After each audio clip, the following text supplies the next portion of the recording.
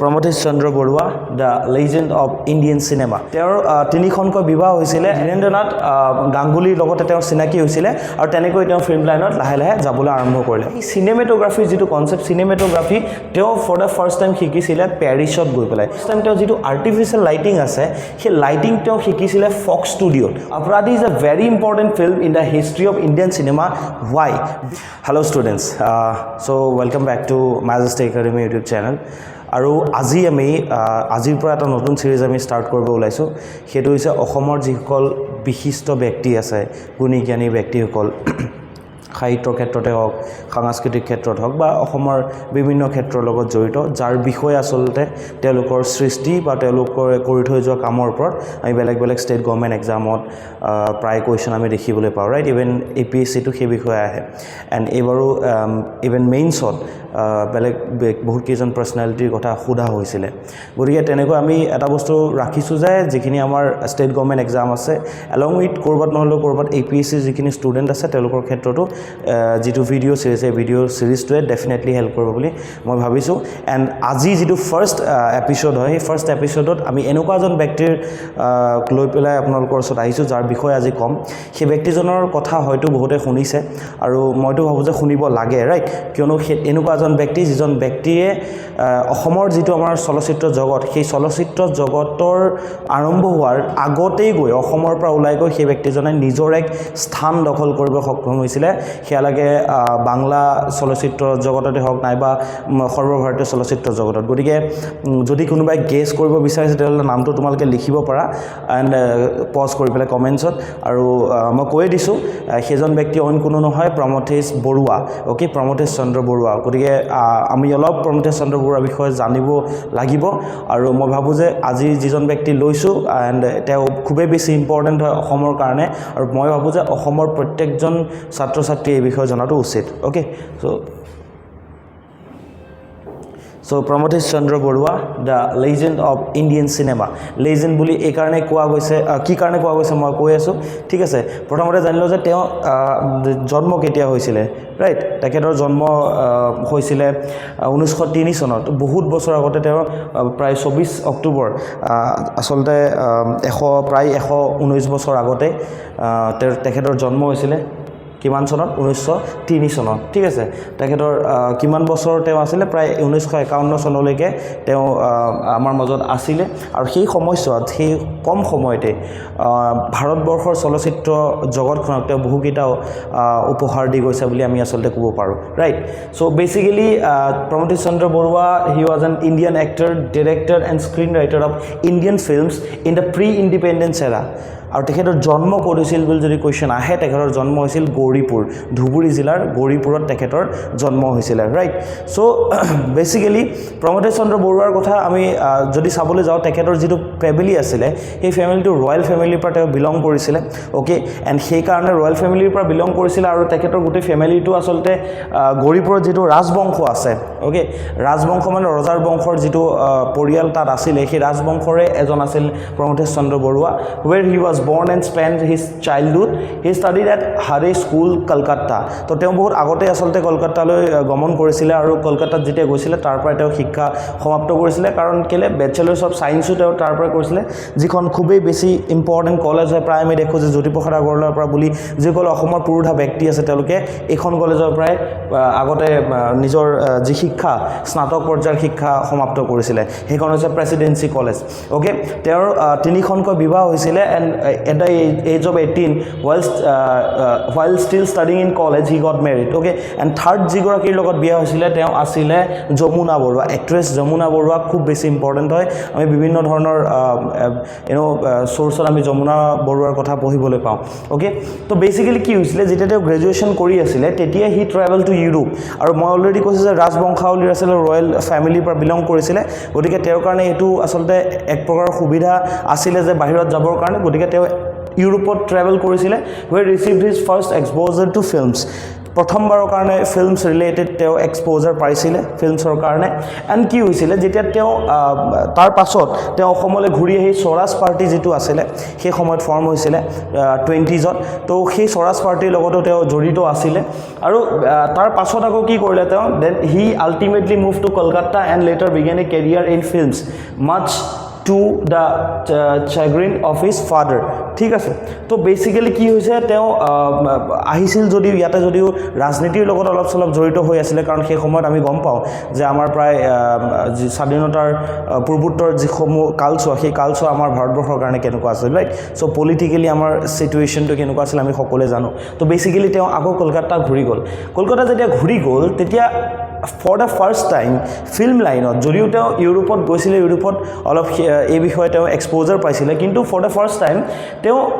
Film লাইনটোত কেতিয়া সোমাইছিল বুলি যদি কোৱেশ্চন আহে বিকজ তাৰ আগত আমি দেখিছোঁ যে অসমত আহোঁতে তেওঁ পলিটিক্যালি অলপ চলপ তেওঁ জড়িত হৈ আছিলে ৰাইট তো তাৰপিছত যেতিয়া তেওঁ এগেইন যেতিয়া কলকাতা ঘূৰি গ'ল তেতিয়া Pramathesh Bora stepping to the world of films was accidental বুলি ইয়াত কোৱা গৈছে যে কেনেকৈ এক্সিডেণ্টেল আৰু তেওঁ কাৰ লগত চিনাকি হৈছিলে সেইটো আমি চাব লাগিব তেওঁ হৈছে ধীৰেন্দ্ৰনাথ গাংগুলী যিজনে আচলতে তেওঁৰ ভিতৰত কিবা এটা বিচাৰি পাইছিল right so' during his stay in শান্তি নিকেতন যেতিয়া শান্তি নিকেতনত আছিলে এই ধীৰেন্দ্ৰনাথ গাংগুলীৰ লগত তেওঁৰ চিনাকি হৈছিলে আৰু তেনেকৈ তেওঁ ফিল্ম লাইনত লাহে লাহে যাবলৈ আৰম্ভ কৰিলে চ' বেসিক্যালি তেওঁ নিজৰ যিটো ফিল্ম কেৰিয়াৰ আছিলে সেই ফিল্ম কেৰিয়াৰটো কেতিয়া আছিল এবাৰ ভালকৈ আপোনালোকে মনোযোগ দিয়ক ঠিক আছে 1926 জয়মতী কেতিয়া আহিছিল আপোনালোকে সকলোৱে জানে অসমত কেতিয়া জ্যোতিপ্ৰসাদ আগৰৱালাদেৱে প্ৰথমখন ছবি আমাৰ অসমৰ কাৰণে যেতিয়া আগবঢ়াই দিছিল তাৰে বহুত আগতে in 1926 তেওঁ নিজৰ ফিল্ম কেৰিয়াৰ ষ্টাৰ্ট কৰিছিলে as a member of British Dominion Films Limited এটা যেটো British Dominion Films Limited আছিল তাৰে আধাৰত তেওঁ 1926 চনত ফাইনালি এই লাইনটোত তেওঁ জড়িত হৈ পৰে in 1929 তিনি বছৰ পাছত he appeared for the first time on the silver screen ঠিক আছে সিলভাৰ স্ক্ৰিনত তেওঁ প্ৰথমবাৰৰ বাবে তেওঁ এপিয়াৰ হৈছিলে in a film named পঞ্চাছৰ ঠিক আছে পঞ্চাছৰ বুলি যিখন আছে সেই ফিল্মখনত তেওঁ প্ৰথমবাৰৰ কাৰণে তেওঁ ডেবিউ কৰিছিলে which was directed by Devaki Kumar Bose যোনখন কোনে ডাইৰেক্ট কৰিছিলে দেৱকী কুমাৰ বোস দেৱে ডাইৰেক্ট কৰিছিলে he also acted in তেওঁৰ তাৰ পিছত সেই ধাৰাটোতো অব্যাহত থাকিলে ৰাইট সো তাৰ পিছত তেওঁ কোড এক কৰিলে টাকাই কিনা হয় যিখন মুভি আছিলে again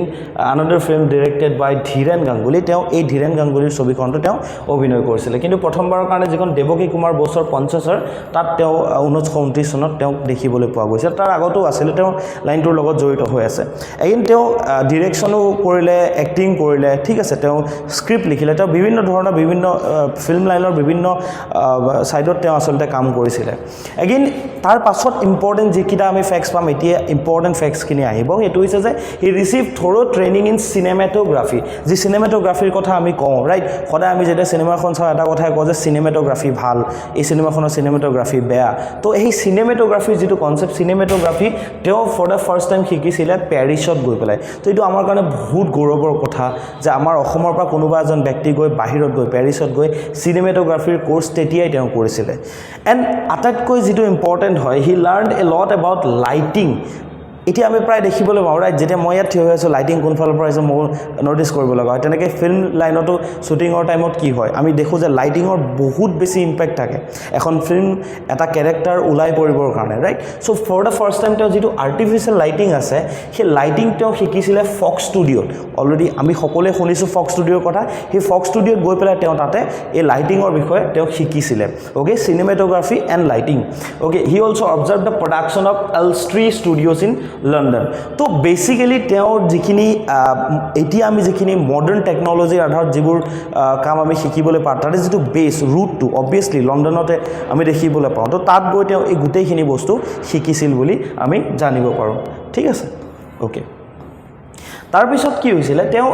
he then made the first film okay तो प्रथमখন फिल्म बनाइছিলে अपराधी ठीक আছে और अपराधी where he was the main lead role and it was directed by Devaki Kumar Bose okay अपराधी is a very important film in the history of Indian cinema why because it was the first Indian film which was shot under artificial light. তাৰ আগতে কি কৰিছিলে যেতিয়া অপৰাধীখন আহিছিলে যিখন দেৱকী কুমাৰ বোসে direct কৰিছিলে সেই দেৱকী কুমাৰ বোসৰ এই অপৰাধী সিনেমাখনৰ আগত যিমানবোৰ ইণ্ডিয়ান মুভি আহিছিলে সেই মুভিবোৰত সানলাইটৰ জৰিয়তেহে বা দিনতে প্ৰায় দিন ভাগতে শ্বুটিং কৰিছিলে বাট ফৰ দ্য ফাৰ্ষ্ট টাইম যিখনত মেইন লিড ৰোল আছিল আগতেও তো বহুত কেইখন কৰিছে কিন্তু ফাৰ্ষ্ট ফিল্ম হিচাপে এজ এ লিড এক্টৰ তেওঁ যিখন ফিল্ম আছিল সেইখন আছিল অপৰাধী আৰু সেইখন কি আছিল আৰ্টিফিচিয়েল লাইটৰ আণ্ডাৰত বনোৱা গৈছিল তো ইণ্ডিয়ান চিনেমাৰ কাৰণে প্ৰথমখন ছবি যিখন আৰ্টিফিচিয়েল লাইটৰ আণ্ডাৰত বনোৱা গৈছিল ঠিক আছে আৰ্টিফিচিয়েল লাইট ইউজ কৰি বনোৱা গৈছিল তাত মেইন লিড ৰোল কোন আছিল আমাৰ Pramathesh Chandra Barua okay again সবতছে famous আমি সকলে জানো শাহৰুখ খানৰ আমি দেৱদাস মুভিখন জানো ৰাইট সো এই দেৱদাস মুভিখনৰ যেটো ৰুট বা অৰিজিনাল যিখন দেৱদাস মুভি সেইখনৰ কথা আমি কিমান জনে জানো ৰাইট কিন্তু বহুত সৌভাগ্যৰ কথা এই যে Pramathesh Barua then came with Devdas although ইয়াৰ মাজত বহুতখিনি আপছ এণ্ড ডাউনছ আছিলে বহুত কেইখন ছবিতে আৰু নচলিছিল কিন্তু যিখন দেৱদাস চিনেমাত তেওঁ অভিনয় কৰিছিলে ৰাতাৰাতি তেওঁ ষ্টাৰ ৰলে পৰিণত হৈছিল so Pramathesh Barua then came with Devdas it was not first time that Sarat Chandra Chatterjee's tragic hero of the Bengali classic was adapted in Indian films তাৰ আগতে কি হৈছিল এই যিজন শৰৎ চন্দ্ৰ চেটাৰ্জী আছে তেখেতৰ যিমানবোৰ ফিল্মছ আছিলে বেসিক্যালি ট্ৰেজিক হিৰোক লৈ পেলাই এণ্ড সেইবোৰ হিন্দী চিনেমাত হিন্দী মাধ্যমৰ জৰিয়তে চিনেমা বনোৱা গৈছিল কিন্তু ইউনিকনেছ কি আছিল যে বাকি যিসমূহ চিনেমা একে জনৰ আৰু এইখনৰ মাজত প্ৰমথেশ বৰুৱাৰ কাৰণে হেতু আছিল যে তেওঁ ইমানেই বেছি সেই চৰিত্ৰটোত মিলি গৈছিল যে সৰ্বভাৰতীয় স্তৰত তেখেতৰ এটা সুকীয়া নাম হৈছিল গতিকে সেই কাৰণে প্ৰমথেশ চন্দ্ৰ বৰুৱাৰ কাৰণে দেৱদাস মুভিখন বহুত বেছি ইম্পৰ্টেন্ট হয় এণ্ড বহুতে হয়তো নাজানে যিখন শাহৰুখ খানৰ দেৱদাস তাৰে অৰিজিনেল যিখন একেবাৰে পুৰণা দেৱদাসখনত প্ৰমথেশ চন্দ্ৰ বৰুৱাৰ সেই লিড ৰোলটো কৰিছিল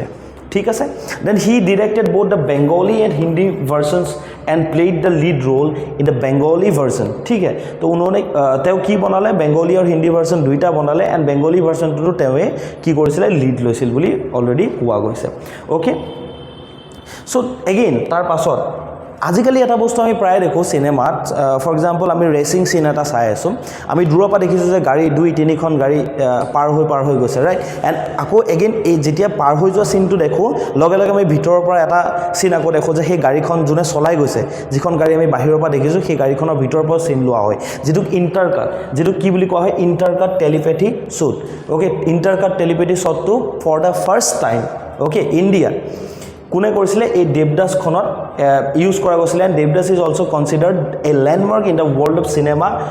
of cinema for the introduction of the technique of intercut telepathy shot because তেওঁ অলৰেডি এইবিলাক ট্ৰেইনিং ক'ৰ পৰা লৈ আহিছিলে চিনেমাটোগ্ৰাফি ট্ৰেইনিং পেৰিছৰ পৰা লৈ আহিছিলে ৰাইট সো দেৱদাসৰ ইন্টাৰকাট টেলিপেথি শ্বটেই হওক নাইবা আৰ্টিফিচিয়েল লাইটনিঙৰ আধাৰত বনোৱা কাৰণে যিখন তেওঁ বনাইছিল সেই কাৰণে আসলে প্ৰমথেশ বৰুৱাৰ এটা সুকীয়া চিনাকি আছে ওকে সো আই হোপ যিখিনি ষ্টুডেণ্টে চাই আছে তেওঁলোকে কিবা নহয় কিবা প্ৰমথেশ বৰুৱাৰ বিষয়ে ডেফিনেটলি শিকিব পাইছে ওকে এগেইন বিকজ তেওঁৰ প্ৰত্যেকটো ষ্টেপত এনেকুৱা লাগিছিলে যিখিনি আমি গম পাওঁ যে তেওঁ প্ৰত্যেকটো বস্তু অলপ নতুনকৈ কৰিব ট্ৰাই কৰিছিলে ওকে আনাদাৰ ফিল্ম প্ৰমথেশ বৰুৱাৰ আন এখন ফিল্ম কি আছিলে সেইখন হৈছে মুক্তি এখন বেলেগ একো নহয় যিখন দেৱদাস আছে সেই দেৱদাসৰে কি হয় এটা কি বুলি কয় মডাৰ্ণ ভাৰ্সন আছিলে ৰাইট আৰু ইয়াতে কি হৈছিলে basically again Devdas depicting the nostalgia of a man দেখুওৱা গৈছিলে ডেপিক্ট কৰা গৈছিলে এজন ব্যক্তিৰ নষ্টালজিয়াৰ ওপৰত ওকে এণ্ড মেইনলি ইয়াতে যিটো ইম্পৰ্টেণ্ট তেওঁ কাম কৰিছিল হেতু আছিল ৰবীন্দ্ৰ সংগীত তেওঁ for the first time Indian চিনেমাত ইউজ কৰিছিল ঠিক আছে in most of his previous films Pramathesh Barua had a tragic hero but Pramathesh বৰুৱাক কেনেকৈ জনা যায় এজন ট্ৰেজিক হিৰো হিচাপে আমি চিনি পাইছিলোঁ ৰাইট কিন্তু ফৰ দ্য ফাৰ্ষ্ট টাইম তেওঁ নিজৰ যিটো টেলেণ্ট সেই টেলেণ্টটো আমি এজন কমেডি হিৰো হিচাপেও গম পাইছিলোঁ যেতিয়া 1939ত হি মেড এ মুভি ৰজত জয়ন্তী যিখন ৰজত জয়ন্তী নামৰ ছবি তেওঁ বনাইছিলে সেই ছবিখনে মানুহক ইমানেই হহুৱাইছিলে তাৰ পাছত গম পোৱা গ'ল যে প্ৰমথেশ বৰুৱা কেৱল এজন ট্ৰেজিক হিৰো নহয় প্ৰমথেশ বৰুৱা বিভিন্ন ক্ষেত্ৰত অভিনয় কৰিব পাৰে আৰু আটাইতকৈ আমাৰ কাৰণে আৰু এটা ইম্পৰ্টেণ্ট কথা এইটো যে এই যিখন ছবি আছিলে ৰজত জয়ন্তী